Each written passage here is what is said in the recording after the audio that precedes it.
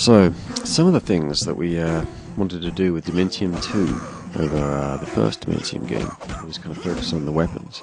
Now, you'll notice that there's a big difference between the melee combat in Dementium 2. With the Shank, for example, there are the 3 strikes, which is kind of similar to the first game, but the third strike is a more powerful kind of lunge, and there's more of a timing element required to basically pull it off. And you can just be a bit more flexible with it. You can kind of do the 1-1-2 kind of slashes, or you can do the 1-2-3 to get the full third powerful hit in there, but the third hit does kind of leave you at a slight disadvantage for a small amount of time. So it's up to you if you want to use that. But to that compared, I think Dementium, the Ward is a big improvement in my mind. And something else that helps give you that kind of feedback is how the enemies react to it, not only with their animations. They have different animations based on how powerful you've hurt them, basically. So a small hit will obviously have a small animation, and then a large thud with a sledgehammer, for example, may knock them to the ground.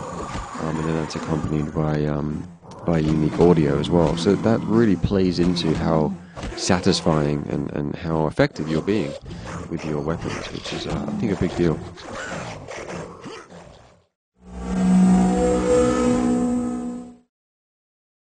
You know, we went for a large assortment of weapons, of course. We have a good supply of melee weapons with the Shank, the sledgehammer, and then moving on to the classic revolver, shotgun. But then we also have some different things, such as the flamethrower, which is a makeshift kind of flamethrower made from a Zippo lighter and an aerosol can. When you put them together, makes a nice effect. And the big challenge with that was getting the particle effect to work well. Basically, the flames and the smoke to actually look decent and kind of realistic, for DS standards. And I think the result actually worked out really well.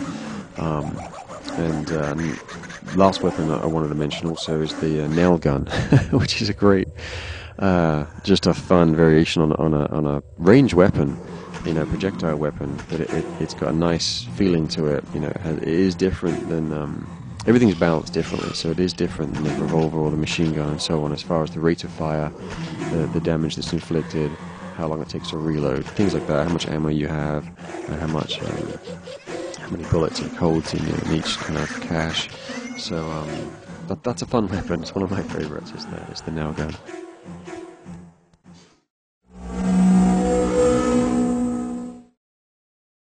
Something else we wanted to add to Dementium 2 is the ability to crouch and jump, which is a big deal. It really adds to the overall feeling of you being in control, making it more realistic, more immersive, where you can choose to jump over objects or crouch under or crouch through tunnels and so on. It kind of just adds more dynamicness to, is that even a word, more dynamics to just your path, the way you progress through the game, and it allows you to kind of be a bit more kind of experimental and kind of explore more to kind of see where maybe you can go. So it added a lot of sense to your freedom in the game, which is good. The big challenge with that was how we'd implement it, how we'd actually allow the player to crouch and jump. One of our first thoughts being, double tap down on the control pad, away basically, to crouch. But then you would find sometimes you'd want to double tap away to kind of run away, which is often the case in Dementium 2. So we left it so double tap in any direction on the control pad is run, or move quickly in that direction basically, and then opted for the touch buttons on the touchscreen for the jump and the crouch. But in addition to that, you can double tap with your stylus on the touchscreen to jump. So I think that worked out really well.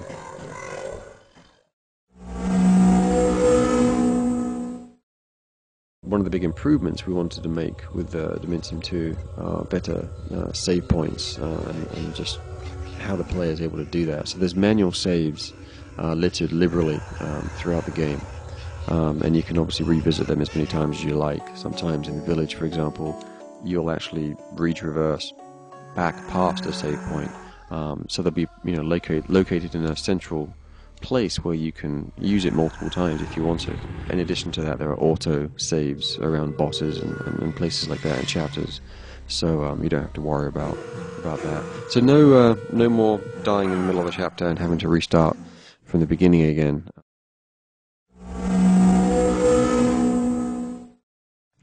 And one of the big visual differences we wanted to go for with Dementium 2 is in the environment. In Dementium 1, you are very much in just one location, and 90% of that location you're inside dark, corridors in the hospital. With this, we wanted to start the game off in a similar kind of setting, but this time you're in a dirty prison instead, kind of turned into a mental kind of hospital type place. But then pretty soon you get to go outside, not only to the kind of courtyard of the prison, but also later to the Pelf village, the snowy kind of village, which is just a huge dramatic difference visually from the other part of the game. So and then there's a third area of the game as well, which is quite different from that. And then in addition to that, of course, we have the hell dimension that you're transported to randomly throughout your journey through the game. So it really does present pretty tremendous amount of variety, and it's less cookie cutter. Every step you take is pretty much unique, uniquely built and textured by the artists, and the difference is just night and day. It's a huge improvement over Dementium the Ward.